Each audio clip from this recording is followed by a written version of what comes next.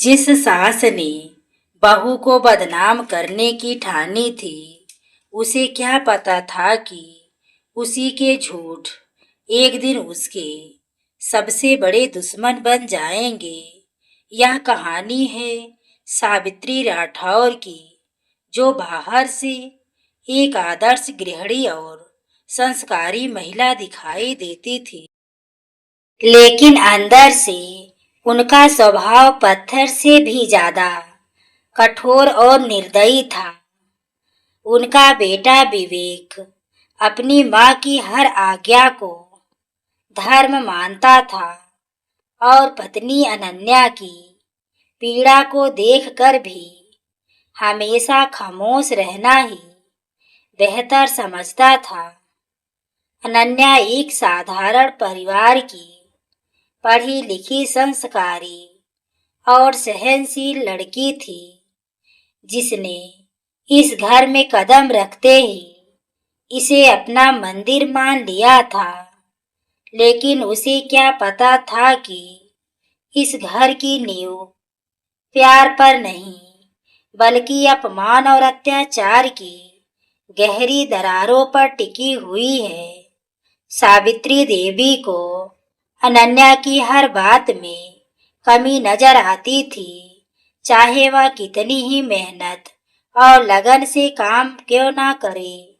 सुबह की पहली किरण से लेकर रात की आखिरी सांस तक अनन्या सिर्फ काम करती, लेकिन बदले में उसे सिर्फ ताने, अपमान और तिरस्कार ही मिलता था। तू इस घर के लायक नहीं है, यह वाक्य हर दिन उसके आत्मसम्मान को चीर कर रख देता था। कभी खाने में नमक कम होने पर उसे भूखा सुला दिया जाता, तो कभी बिना वजह उसे पूरे घर के सामने नीचा दिखाया जाता। धीरे धीरे अनन्या का आत्मविश्वास टूटने लगा और उसकी आंखों की चमक बुझने लगी। विवेक सब कुछ देखता था, लेकिन उसकी खामोशी ही अनन्या के दर्द को और गहरा कर देती थी। एक दिन सावित्री देवी ने हद पार कर दी और अनन्या के सारे गहने छीन कर उसे यह कहकर अपमानित किया कि यह सब घर की संपत्ति है, उस पर उसका कोई अधिकार नहीं है। अनन्या की आंखों में आंसू थे, लेकिन उसके होठों पर कोई शब्द नहीं था, क्योंकि वह अब भी रिश्ते बचाने की उम्मीद में जी रही थी। उसे लगता था कि शायद एक दिन उसका धैर्य इस घर के दिल को बदल देगा, लेकिन यह सिर्फ उसका भ्रम था, क्योंकि अत्याचार का कोई अंत नहीं होता जब तक उसका सामना ना किया जाए। सावित्री देवी ने अनन्या को एक बहू नहीं, बल्कि एक नौकरानी से भी बदतर बना दिया था। घर का हर काम, हर जिम्मेदारी और हर गलती का बोझ सिर्फ उसी के कंधों पर डाल दिया गया था। दिन ब दिन अनन्या का शरीर कमजोर और मन टूटता जा रहा था, फिर भी सावित्री देवी के दिल में जरा भी दया नहीं जागती थी। एक दिन काम करते करते अनन्या अचानक जमीन पर गिर पड़ी और बेहोश हो गई। डॉक्टर ने साफ शब्दों में कहा कि अगर उसे आराम और मानसिक शांति नहीं मिली तो उसकी हालत और बिगड़ सकती है। लेकिन सावित्री देवी ने डॉक्टर की बात को भी नजरअंदाज कर दिया और उसे अनन्या का नाटक बता दिया। उसी पल अनन्या के अंदर कुछ टूटने के बजाय कुछ नया जन्म ले चुका था। आत्मसम्मान की आग। उसने मन ही मन ठान लिया कि अब वह अन्याय सहने के बजाय उसका अंत करेगी। उसे अभी नहीं पता था कि उसकी यह चुप्पी आने वाले तूफान की तैयारी है। अनन्या ने खुद को धीरे धीरे संभालना शुरू किया, लेकिन अब उसकी आंखों में मासूमियत के साथ साथ एक अडिग दृढ़ता भी साफ दिखाई देने लगी थी। वह समझ चुकी थी कि चुप रहना कमजोरी नहीं, बल्कि सही समय का इंतजार करना भी एक रणनीति होती है। इसी दौरान उसे पता चला कि सावित्री देवी अपनी सारी संपत्ति अपने बेटे विवेक के नाम करवाने की योजना बना रही है। लेकिन इस योजना की सबसे बड़ी शर्त थी अनन्या को इस घर से हमेशा के लिए बाहर कर देना। यह सुनकर अनन्या के दिल में एक दर्दनाक सन्नाटा छा गया, लेकिन इस बार उसकी आंखों में आंसू नहीं, बल्कि एक ठोस निर्णय था। विवेक भी मां के दबाव में आकर अनन्या से दूर होता जा रहा था। उसने एक दिन अनन्या से कहा कि वह कुछ समय के लिए अपने मायके चली जाए ताकि घर में शांति बनी रहे। अनन्या समझ गई कि यह सिर्फ एक बहाना है। असल में उसे हमेशा के लिए हटाने की साजिश रची जा चुकी है। लेकिन इस बार वह टूटी नहीं, बल्कि उसने इस खेल को समझकर इसमें अपनी चाल चलने का फैसला किया। मायके जाकर उसने अपने पिता को सब कुछ विस्तार से बताया। उसके पिता एक अनुभवी और समझदार व्यक्ति थे, जिन्होंने जीवन में कई अन्याय देखे थे। उन्होंने अनन्या से कहा कि अब समय आ गया है कि वह खुद के लिए खड़ी हो। अनन्या ने तय किया कि वह वापस उसी घर में आएगी, लेकिन अब वो एक कमजोर बहू बनकर नहीं, बल्कि अपने अधिकारों के लिए लड़ने वाली एक मजबूत महिला बनकर वह ससुराल लौटी और पहले की तरह शांत और सहनशील व्यवहार करने लगी। सावित्री देवी को लगा कि अनन्या पूरी तरह टूट चुकी है और अब वह कभी विरोध नहीं करेगी। लेकिन उन्हें यह नहीं पता था कि यह शांति आने वाले तूफान की सबसे खतरनाक निशानी है। अनन्या ने धीरे धीरे हर अत्याचार, हर साजिश और हर अपमान को सबूत इकट्ठा करना शुरू कर दिया। मोबाइल के रिकॉर्डिंग, दस्तावेज और गवाह, सब कुछ वह सावधानी से जोड़ती जा रही थी। उधर सावित्री देवी अपने षड्यंत्र को और मजबूत करने में लगी थी। उन्होंने अनन्या को मानसिक रूप से तोड़ने की हर संभव कोशिश की, लेकिन इस बार अनन्या का हर आंसू एक सबूत बन रहा था और हर अपमान उसके इरादों को और मजबूत कर रहा था। एक दिन सावित्री देवी ने अपनी चाल को और खतरनाक बनाते हुए अनन्या पर चोरी का झूठा आरोप लगा दिया। पूरा घर, रिश्तेदार और पड़ोसी इस तमाशे को देखने के लिए इकट्ठा हो गए। अनन्या को सबके सामने खड़ा करके उसका चरित्र और सम्मान दोनों पर सवाल उठाए गए। लेकिन इस बार अनन्या की आंखों में डर नहीं, बल्कि एक अजीब सा आत्मविश्वास झलक रहा था। उसने शांत स्वर में कहा, झूठ जितना भी ऊंचा उठ जाए, सच उसे जमीन पर ला ही देता है। सावित्री देवी इस बात पर हंस पड़ी और उसे और नीचा दिखाने लगी, लेकिन अनन्या के चेहरे पर एक रहस्यमयी मुस्कान थी, जो आने वाले खुलासे की ओर इशारा कर रही थी। उस दिन के बाद उसने अपने सबूतों को और मजबूत करना शुरू कर दिया। विवेक अब पूरी तरह अपनी मां के प्रभाव में आ चुका था और अनन्या से दूरी बना चुका था। सावित्री देवी ने तय कर लिया कि एक खास दिन पर अनन्या को हमेशा के लिए इस घर से निकाल दिया जाएगा। उन्होंने एक बड़े धार्मिक कार्यक्रम का आयोजन किया, जिसमें समाज के प्रतिष्ठित लोगों को आमंत्रित किया गया। उनका उद्देश्य था कि सबके सामने अनन्या को अपमानित करके उसे बेघर कर दिया जाए, लेकिन उन्हें यह नहीं पता था कि यही दिन उनके जीवन की सबसे बड़ी हार बनने वाला है। अनन्या ने पहले ही अपने वकील, महिला आयोग और पुलिस से संपर्क कर लिया था। उसने सारे सबूत एक सुरक्षित जगह पर रख दिए थे। अब बस उस सही पल का इंतजार था जब सच सबके सामने विस्फोट की तरह फूट पड़ेगा। कार्यक्रम का दिन आया और घर मेहमानों से भर गया। हर ओर दिखावा, आडंबर और झूठी प्रतिष्ठा का शोर था। सावित्री देवी ने सबके सामने अनन्या को बुलाया और ऊंची आवाज में उसके खिलाफ आरोप लगाने शुरू कर दिए।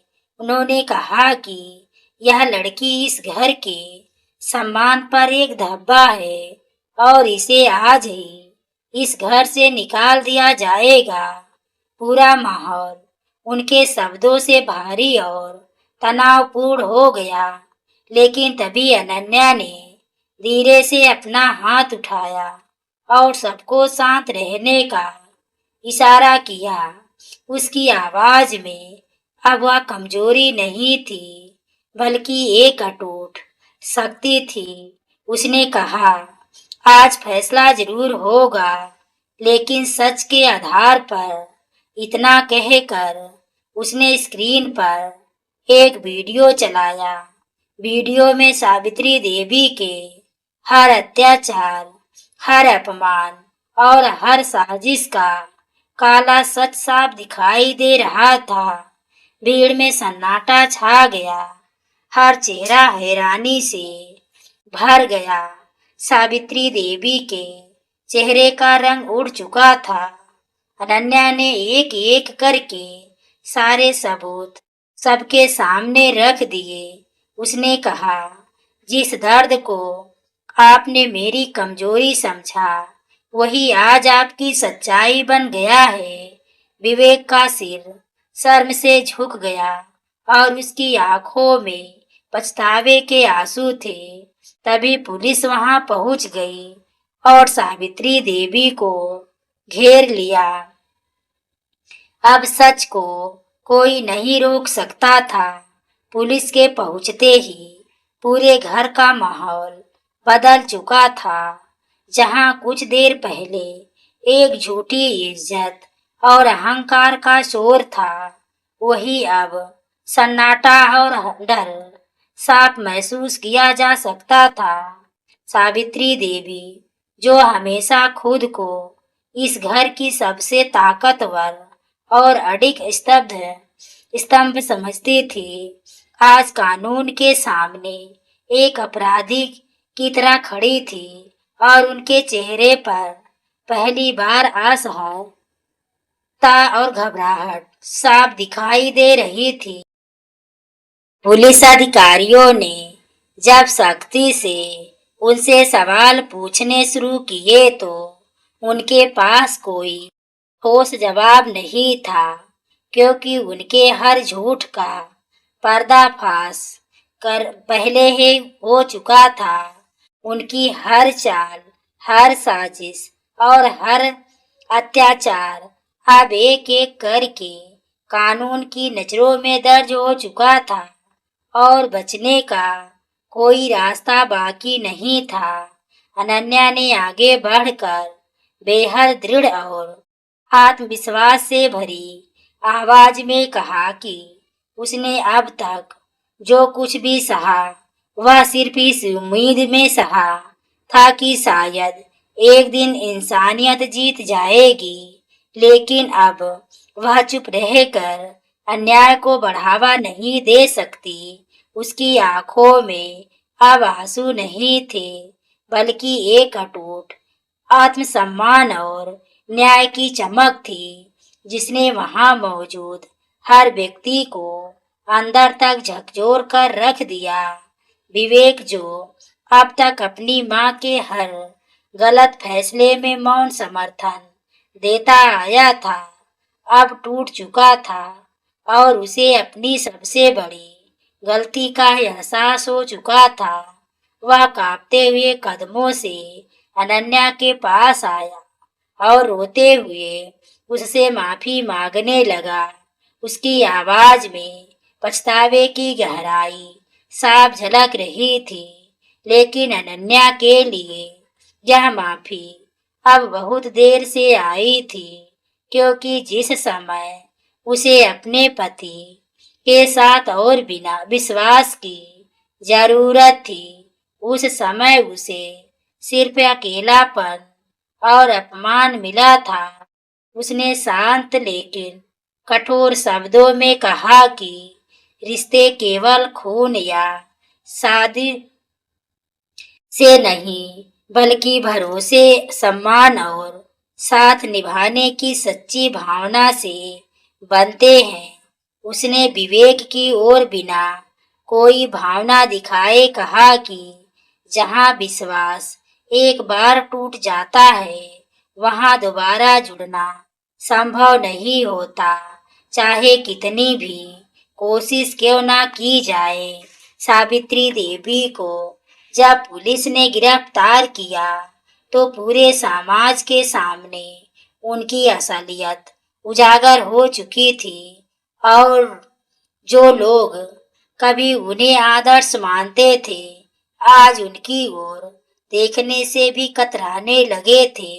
उनकी झूठी प्रतिष्ठा और दिखावे की दुनिया एक ही झटके में बिखर चुकी थी और अब उनके पास सिर्फ अपने कर्मों का बोझ बचा था।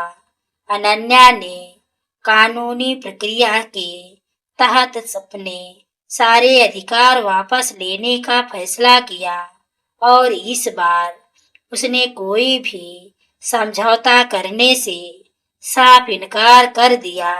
उसने अदालत में अपने खिलाफ हुए हर अन्याय का पूरा हिसाब पेश किया, जिससे केस और भी मजबूत हो गया। धीरे धीरे न्याय की प्रक्रिया ने उसका साथ दिया और उसे उसके अधिकार, सम्मान और स्वतंत्रता वापस मिल गई। उस दिन अनन्या ने सिर्फ एक केस नहीं जीता था, बल्कि उसने अपने आत्मसम्मान, अपनी पहचान और अपनी खोई हुई आवाज को ही वापस हासिल कर लिया था। विवेक अब पूरी तरह अकेला रह गया था, अपने फैसलों और अपनी खामोशी के बोझ तले दबा हुआ। उसे अब यह समझ आ चुका था कि गलत के सामने चुप रहना भी एक तरह का अपराध होता है, जिसकी सजा कभी ना कभी जरूर मिलती है। वह हर दिन अपने किए पर पछताता, लेकिन समय पर अब उसके हाथ से निकल चुका था और वह चाहकर भी कुछ बदल नहीं सकता था। घर, जो कभी एक परिवार का प्रतीक था, अब सिर्फ एक खाली ढांचा बनकर रह गया था, जिसमें ना रिश्तों की गर्माहट थी और ना ही विश्वास की कोई जगह बची थी। अनन्या ने उस घर को छोड़ते समय एक बार भी पीछे मुड़कर नहीं देखा, क्योंकि वह जान चुकी थी कि कुछ रिश्ते सिर्फ सबक देने के लिए ही जीवन में आते हैं। उसके कदम अब भारी नहीं थे, बल्कि आत्मविश्वास और आत्मसम्मान से भरे हुए थे, जो उसे एक नई शुरुआत की ओर ले जा रहे थे। समय धीरे धीरे बीतता गया, लेकिन अनन्या की जिंदगी में जो बदलाव आया था, वह सिर्फ परिस्थितियों का नहीं, बल्कि उसकी सोच और आत्मबल का परिणाम था। अब वह वही कमजोर सहनशील और चुप रहने वाली लड़की नहीं रही थी, बल्कि एक आत्मनिर्भर, सशक्त और जागरूक महिला बन चुकी थी, जो अपने अधिकारों के लिए खड़े होना जानती थी। उसने अपने दर्द को अपनी कमजोरी नहीं बनने दिया, बल्कि उसे अपनी सबसे बड़ी ताकत में बदल दिया। वह अब उन महिलाओं के लिए एक आवाज बन चुकी थी, जो अपने ही घरों में अत्याचार सहने को मजबूर होती हैं। उसने एक संस्था के साथ मिलकर काम करना शुरू किया, जहां वह घरेलू हिंसा और अन्याय के खिलाफ महिलाओं को जागरूक करने लगी। हर दिन वह किसी न किसी अनन्या को उसकी पहचान और हिम्मत वापस दिलाने में मदद करती। उसकी कहानी अब सिर्फ उसकी नहीं रही थी, बल्कि हजारों महिलाओं की प्रेरणा बन चुकी थी। लोग उसे एक उदाहरण के रूप में देखने लगे थे, जिसने न केवल अन्याय का सामना किया, बल्कि उसे हराकर खुद को एक नई ऊंचाई पर पहुंचाया। उधर सावित्री देवी जेल की सलाखों के पीछे अपने हर काम का हिसाब दे चुका रही थी। वह हर दिन अपने किए अत्याचारों को याद करती और पछतावे की आग में जलती रहती। उन्हें अब यह समझ में आ चुका था कि उन्होंने जिस बहू को कमजोर समझा था, वही उनकी सबसे बड़ी सच्चाई बनकर सामने आई। उनकी कठोरता और अहंकार में न केवल एक रिश्ते को तोड़ा, बल्कि उनके अपने जीवन को भी बर्बाद कर दिया। विवेक की जिंदगी भी अब एक सजा बन चुकी थी, जिसमें ना खुशी थी, ना सुकून और ना ही कोई अपना साथ देने वाला। वह हर दिन अपने फैसलों पर पछताता और वह सोचता कि अगर उसने सही समय पर अपनी पत्नी का साथ दिया होता तो शायद आज उसकी जिंदगी कुछ और ही होती। लेकिन अब पछतावे के सिवा उसके पास कुछ भी नहीं बचा था। अनन्या ने अपने अतीत को पीछे छोड़ दिया था और उसने कभी भी वापस मुड़कर देखने की जरूरत महसूस नहीं की। उसने अपनी पहचान खुद बनाई और अपने जीवन को अपने नियमों के अनुसार जीना शुरू कर दिया। उसकी आंखों में अब डर नहीं, बल्कि आत्मविश्वास, एक नई उम्मीद की चमक थी। उसने यह साबित कर दिया कि किसी भी इंसान की असली ताकत उसकी सहनशीलता में नहीं, बल्कि अन्याय के खिलाफ खड़े होने की हिम्मत में होती है। कहानी का सार यही था कि जो दर्द और अन्याय हम दूसरों को देते हैं, वह एक दिन किसी न किसी रूप में हमारे सामने लौट कर जरूर आता है। और जब सच अपने पूरे रूप में सामने आता है, तो कोई भी झूठ, कोई भी शक्ति और कोई भी अहंकार उसे दबा नहीं सकता। अनन्या की कहानी एक आईना बन गई, जिसमें हर वह व्यक्ति खुद को देख सकता था जो रिश्तों के नाम पर किसी का दिल तोड़ता है। और अंत में यही सच रह जाता है कि न्याय देर से ही सही, लेकिन होता जरूर है। और जब होता है तो इतिहास बन जाता है। तो दोस्तों, इस कहानी को लेकर आपकी क्या राय है, कमेंट में जरूर लिखें। कहानी अच्छी लगी हो तो वीडियो को लाइक, शेयर, सब्सक्राइब और हाइप करना ना भूले। धन्यवाद।